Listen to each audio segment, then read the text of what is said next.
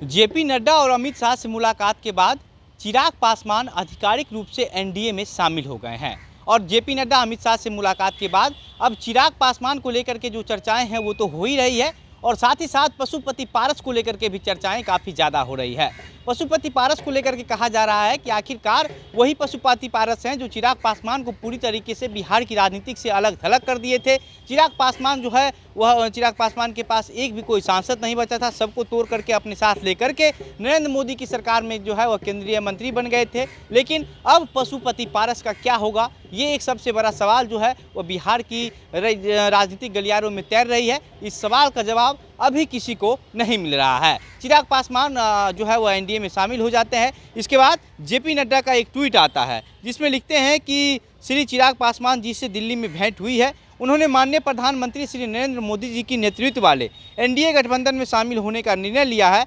मैं उनका एनडीए परिवार में स्वागत करता हूं। और उसके बाद से जो है खबरें लगातार जो है वह धड़ाधड़ चलना शुरू हो गई कि चिराग पासवान आधिकारिक रूप से जो है वह एनडीए में शामिल हो गए हैं। अब ये बात हो गई, इसके बाद ये कहा जा रहा है कि चिराग पासवान आखिर किस आधार पर, चिराग पासवान एनडीए में शामिल तो हो गए हैं लेकिन क्या कुछ डील हुई है, इसको लेकर के जो अंदर खाने से जो खबर आ रही है उसमें कहा जा रहा है कि चिराग पासवान को जो है वह 5 सीट जो है वो लोकसभा चुनाव में देने की डील हुई है। और इस डील के तहत ही जो है चिराग पासवान एनडीए का हिस्सा बने हैं। इसके साथ साथ आज जो है वह दिल्ली में एक बैठक होना है, उस बैठक में चिराग पासवान भी शामिल हो रहे हैं। हम पार्टी के जो राष्ट्रीय अध्यक्ष हैं संतोष मांझी, जीतनराम मांझी, वो भी शामिल हो रहे हैं। उपेंद्र कुशवाहा शामिल हो रहे हैं। लेकिन सबसे बड़ा सवाल एक और है जो कहा जा रहा था कि भाजपा जिस छोटे छोटे दल को अपने साथ जो है वो लाना चाहती है, उस दल के जो है प्रमुख हैं, मुखिया हैं, उनको जो है वो पहले से अलग तरीके से Y+ सिक्योरिटी, Z सिक्योरिटी दिया गया था। और जितने भी दलों को, जितने भी पार्टी के नेताओं को सिक्योरिटी दिया गया था अलग से, वो सभी, जिसमें उपेंद्र कुशवाहा, जीतनराम मांझी और चिराग पासवान शामिल हैं, इन लोगों को जो है वो एनडीए में तो शामिल हो गए हैं। लेकिन अभी तक जो है वह आज 18 तारीख है, आज दिल्ली में बैठक होना है।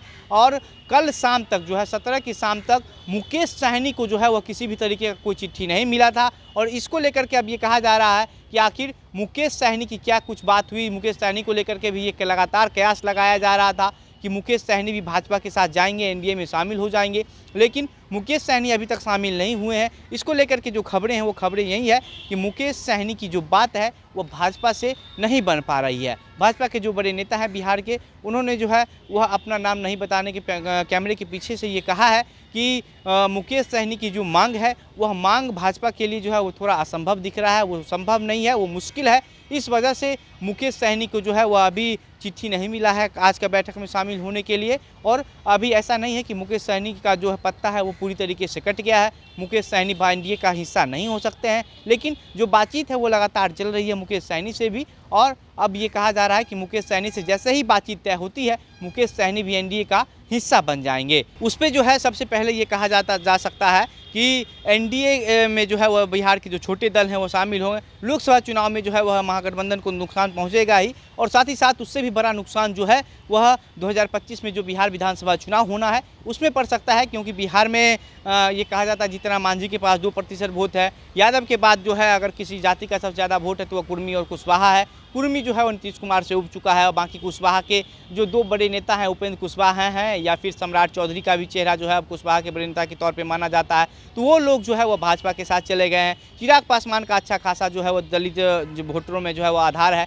और पशुपति पारस का कोई आधार नहीं था, लेकिन पशुपति पारस चिराग पासवान के पिता रामविलास पासवान के चेहरे पर जो है वह राजनीति किए, चुनाव लड़े, हाजीपुर से सांसद भी बने। लेकिन अब पशुपति पारस की भी स्थिति जो है वह उस तरीके की नहीं रही है जिस तरीके की पहले थी। क्योंकि चिराग पासवान ने सीधा सीधा ये ऐलान कर दिया है कि वह जमुई के साथ साथ हाजीपुर से भी चुनाव लड़ने जा रहे हैं। इसको लेकर के बिहार की राजनीतिक जो है वो चर्चाएं काफ़ी ज़्यादा हो रही है कि पशुपति पारस का अब क्या होगा। पशुपति पारस के जो लोग हैं, पशुपति पारस ने किसी भी तरीके का भी कोई बयान नहीं आया है। पिछले ही दिनों जब जो है वो राष्ट्रीय लोक जनशक्ति पार्टी का चिराग पासवान का पुण्यतिथि था, उस पर जो है वह पशुपति पारस कह दिए थे कि चिराग पासवान को कभी एनडीए की बैठक में बुलाया जाता है क्या, वह एनडीए का हिस्सा ही नहीं है, एनडीए का हिस्सा हम हैं क्योंकि हमको बैठक में बुलाया जाता है। लेकिन अब देखने वाली बात ये होती है कि भाजपा चिराग पासवान और चिराग पासवान के चाचा पशुपति पारस को किस तरीके से हैंडल करती है, या फिर दोनों जो है वह अलग अलग रास्ता अपना लेते हैं। इस पूरे मामले पर